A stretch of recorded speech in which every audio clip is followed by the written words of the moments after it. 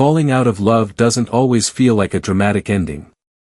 There's no slammed door, no final fight, no clean break you can point to and say, that's when it happened.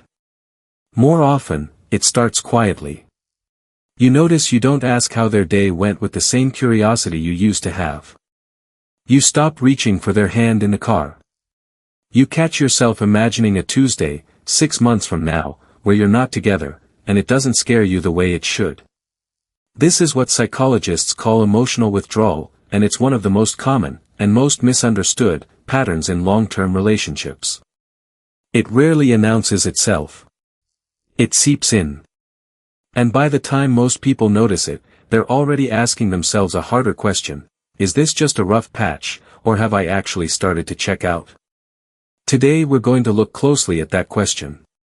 We'll explore what emotional withdrawal actually looks like beneath the surface, the loss of curiosity, the quiet retreat from shared goals, the avoidance of vulnerability, and the almost involuntary habit of picturing a life apart.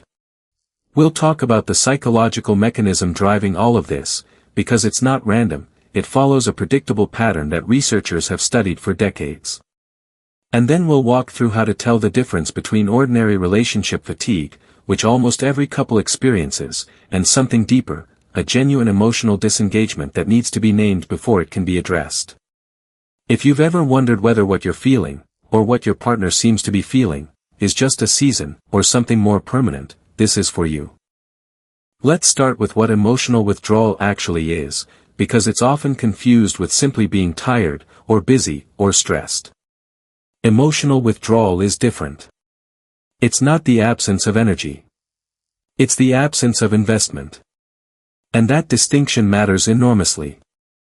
Psychologist John Gottman, who spent decades observing couples in what became known as his love lab, identified a pattern he called emotional disengagement, and he found something surprising. It wasn't the couples who fought the most who were most likely to separate.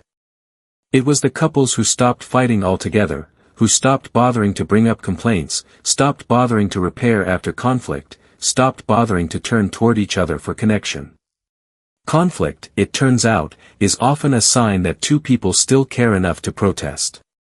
Silence, indifference, and a kind of flat politeness are far more dangerous signs, because they suggest the emotional stakes have quietly dropped to zero.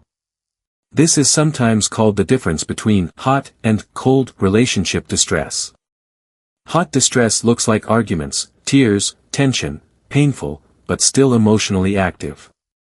Cold distress looks like scrolling your phone during dinner instead of talking. It looks like answering, fine, to, how are you, and meaning it as a period, not an invitation. It looks like relief, rather than disappointment, when plans with your partner get cancelled. That relief is worth paying attention to. It's often one of the earliest, most honest signals that something has shifted. So why does this happen? Why do people who once stayed up until 2 a.m. talking gradually become people who run out of things to say?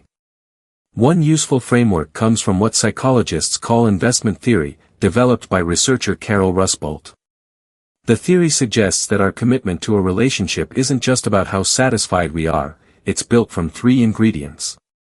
Satisfaction, or how good the relationship generally feels. Alternatives, meaning how appealing life might look outside the relationship. And investment, meaning everything we've put into it, time, shared friends, shared history, shared plans for the future. Emotional withdrawal often begins when one of these 3 quietly erodes, usually satisfaction first. And here's the important part, it doesn't erode because of one big betrayal. Far more often, it erodes through what researchers call negative sentiment override, a state where a person starts interpreting their partner's neutral or even well-meaning behavior through a negative lens. Your partner forgets to text back, and instead of thinking, they're busy, you think, they don't prioritize me. Over time, this filter recolors the entire relationship, and warmth becomes harder to access, even when nothing dramatic has changed. Once satisfaction starts slipping, something interesting happens to curiosity. Early in relationships, we ask each other questions almost compulsively. What did you think of that movie? What was your family like growing up? What do you actually want out of life? This is sometimes described by relationship researchers as reciprocal self-disclosure, and it's one of the primary engines of closeness. But when emotional investment drops, curiosity is often the first casualty. Not because you've learned everything there is to know about someone, no one ever does, but because you've stopped believing the answer will matter to you. This is closely tied to a second pattern, the loss of shared investment. Couples who are emotionally engaged tend to build what psychologist Arthur Aaron called a self-expansion dynamic. Each partner helps the other grow, try new things, take on new identities together. When withdrawal sets in, this reverses. Instead of building a shared future, a trip, a project, a goal, partners start quietly building separate ones. You stop saying, "we should," and start saying, "I think I'll." It's subtle, but it's a signal that the mental architecture of us is being replaced by two parallel me's. Then comes avoidance of vulnerability, which might be the clearest signpost of all. Vulnerability is, according to researcher Brené Brown's widely cited work, the foundation of emotional intimacy. It's the willingness to be seen, uncertain, and a little exposed in front of another person. When people begin withdrawing, they often unconsciously stop offering that exposure. Conversations stay surface level. Conflict gets avoided, not because it's resolved, but because raising it no longer feels worth the risk. And this is the paradox worth sitting with: healthy couples fight to stay close. Disengaged couples often stop fighting altogether, not from peace, but from indifference. And finally, there's the habit of imagining life apart. This isn't the occasional, harmless daydream everyone has during a stressful week. It's when picturing separation starts to feel less like anxiety and more like relief, when your mind starts rehearsing an exit, almost as a form of comfort. Now here's where it gets genuinely useful, because not everyone who recognizes these patterns is actually falling out of love. Many people are simply exhausted. So how do you tell the difference between temporary relationship fatigue and real emotional disengagement? Let's walk through a few reliable distinctions. The first is what I'd call the presence of longing. Relationship fatigue, even at its worst, usually still contains a wish underneath it. You're tired, maybe resentful, maybe short-tempered, but there's a part of you that still wants things to feel the way they used to. You miss your partner even when they're sitting across the table from you. That longing is actually a good sign, psychologically speaking. It means the emotional wiring toward connection is still active, it's just buried under stress, exhaustion, or unresolved conflict. Genuine disengagement tends to lack that longing.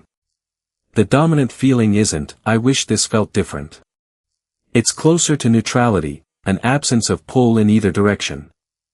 The second distinction is about context versus pattern.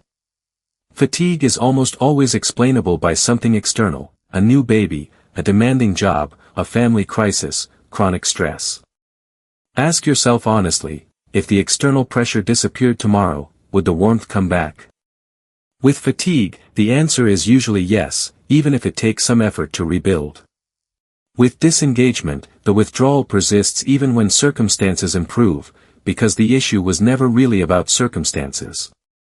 It was about the relationship itself. A helpful technique here is what therapists sometimes call the good day test. Think of the best day you've had with your partner in the last month, even a small one. Did it genuinely lift something in you, even briefly? Fatigue usually still responds to good days, they still register as good. In deeper disengagement, even objectively pleasant moments together can feel strangely flat, like watching a nice moment happen to someone else. The third distinction involves how you talk about the relationship, particularly to others or in your own head. Researchers who study relationship narratives have found that couples heading toward separation often begin rewriting their shared history, minimizing past happiness, framing the relationship as having always had problems, even when that isn't quite accurate. This is sometimes called negative reframing, and it serves an emotional purpose. It makes the idea of leaving feel more justified, and it makes the good years feel like a mistake rather than something worth returning to. If you notice yourself doing this, quietly editing your own history together into something bleaker than it was, that's worth paying attention to, because it often precedes, rather than follows, the decision to leave. A useful practice, if you suspect you might be in true disengagement rather than simple fatigue, is to deliberately test your own curiosity. Ask your partner one real question this week, not, "How was your day?" but something with actual weight. What's been on your mind lately that you haven't said out loud? What's something you're afraid to bring up with me? Then pay attention not to their answer, but to your own reaction as you ask it. Do you feel a flicker of genuine interest, even nervousness? Or do you feel almost nothing at all, like you're going through motions? That reaction tells you more than any checklist can. It's worth saying clearly, recognizing these patterns in yourself is not a verdict. Emotional withdrawal is not a character flaw, and noticing it doesn't mean the relationship is doomed. In fact, researchers who study long-term couples consistently find that periods of drift are common, even in relationships that go on to become deeply satisfying again. What separates the couples who reconnect from the couples who quietly drift apart for good usually isn't the presence of withdrawal itself, it's whether someone names it out loud before too much time passes. This is the part most people skip, often out of fear. Naming emotional distance to your partner feels risky, because it makes something invisible suddenly very real. But avoiding the conversation doesn't stop the withdrawal, it usually just gives it more time to settle in. A simple, honest sentence like, "I've noticed I've been more distant lately, and I want to understand why," does something powerful. It reopens the exact channel that withdrawal tends to close, vulnerability. And vulnerability, uncomfortable as it is, remains one of the most reliable paths back to closeness that psychological research has identified. If what you're noticing is fatigue, the path forward often involves addressing the external pressure rather than the relationship itself, protecting time together, reducing outside stress where possible, and consciously reintroducing small moments of curiosity and shared novelty, which research on self-expansion suggests can meaningfully reawaken connection even after a long dry spell. If what you're noticing looks more like genuine disengagement, the path forward is less about quick fixes and more about honest reflection, ideally with support, whether that's couples counseling or simply a series of deliberately honest conversations. The goal isn't to force feelings back into existence. It's to understand, clearly and compassionately, what happened and what you both actually want moving forward. Either way, the fact that you're asking the question at all, that you're paying close enough attention to notice the difference between tired and gone, says something important. It means part of you is still invested enough to care about the answer. And that, more than almost anything else we've talked about today, tends to be the real dividing line. Relationships rarely end in a single moment. They end, or they recover, in 1,000 small ones, the questions we do or don't ask, the vulnerability we do or don't offer, the future we do or don't imagine together. Paying attention to those small moments is, in many ways, the whole work of staying close to another person. If this gave you a clearer way to understand what you or someone you love might be going through, consider subscribing. We break down the psychology behind connection, distance, and everything in between, every week, in plain language, without the jargon. I'll see you in the next one.